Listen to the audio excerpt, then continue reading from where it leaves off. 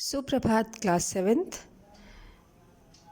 तो बच्चों, अभी तक हमने पढ़ा कि तेनालीराम ने विदेशी यात्री को अतिथि गृह में ठहराया, वहाँ सारा इंतज़ाम किया, सुख सुविधाओं का, खान पान, सेवक सेविकाओं, नृत्यांगनाओं, गायक गायिकाओं अर्थात मनोरंजन और सारे आतिथ्य की व्यवस्था भली भांति तेनालीराम ने की थी। अब इसके बाद क्या होता है आगे जानते हैं।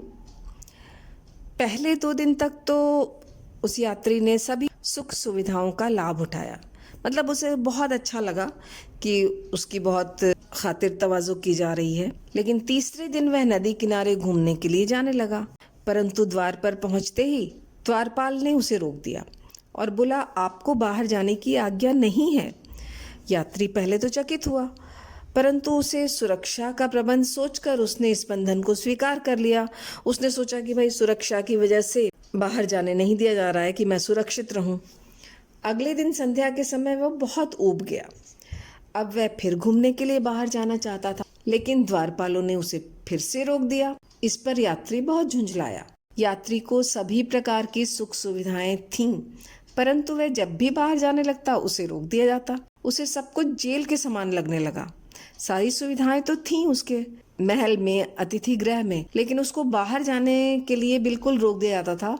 तो उसे यही महसूस होने लगा जैसे कि वो कैद में है। इसी तरह 15 दिन बीत गए। एक दिन राजा घूमते हुए यात्री के कक्ष में पहुंच गए और उन्होंने पूछा, श्रीमान आप कैसे हैं? आपने हमारे राज्य की सुख सुविधाओं का कैसे लाभ उठाया? यात्री बहुत क्रोधित हो गया। बोला, आप ये प्रश्न क्यों पूछ रहे हैं? क्या आप मेरी दशा नहीं देख रहे हैं? मुझे महल से बाहर नहीं जाने दिया जा रहा है। मुझे अतिथि गृह में एक बंदी के समान रखा गया है। आप क्या कह रहे हैं श्रीमान? क्या तेनालीराम ने सारी व्यवस्था ठीक ठाक नहीं की थी? राजा ने पूछा। व्यवस्था तो सारी ठीक ठाक थी, परंतु उसका आनंद नहीं ले पाया, क्योंकि यहाँ मैं सुख सुविधाओं से युक्त एक मकान में बंदी हूँ। मुझे बाहर जाने की आज्ञा ही नहीं है। यात्री बोला। राजा ने द्वारपालों से पूछा। राजा के पूछने पर द्वारपाल बोले, महाराज हम केवल तेनालीराम जी की आज्ञा का पालन कर रहे हैं। राजा ने क्रोध में तेनालीराम से पूछा, तेनालीराम हमारे अतिथि के साथ तुमने ऐसा दुर्व्यवहार क्यों किया? महाराज मैं तो यात्री के सामने केवल अपनी बात को सिद्ध कर रहा था कि स्वतंत्रता ही सबसे बहुमूल्य वस्तु होती है। इन्होंने मुझसे कहा था ना कि मैं सिद्ध करके दिखाऊं कि विजयनगर की सबसे बहुमूल्य वस्तु स्वतंत्रता है, तो मैंने यह सिद्ध कर दिया। इन्हें अतिथि गृह से बाहर न भेजकर हमने इनकी स्वतंत्रता पर बंधन लगा दिया। देखिए स्वतंत्रता के अभाव में ये कैसा व्यवहार कर रहे हैं, इन्हें जबकि कोई कष्ट नहीं है। इस पर राजा मुस्कुराए।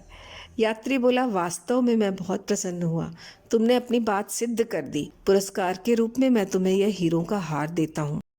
इतना कह यात्री ने हीरों का हार तेनालीराम की तरफ बढ़ा दिया। तेनालीराम ने झुककर उपहार को स्वीकार किया और अपने दुर्व्यवहार के लिए उस यात्री से क्षमा मांगी।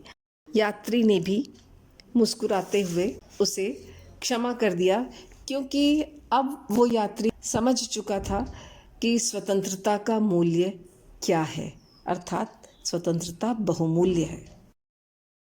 तेनालीराम के किस्से से एक किस्सा या एक कहानी, स्वतंत्रता का मूल्य।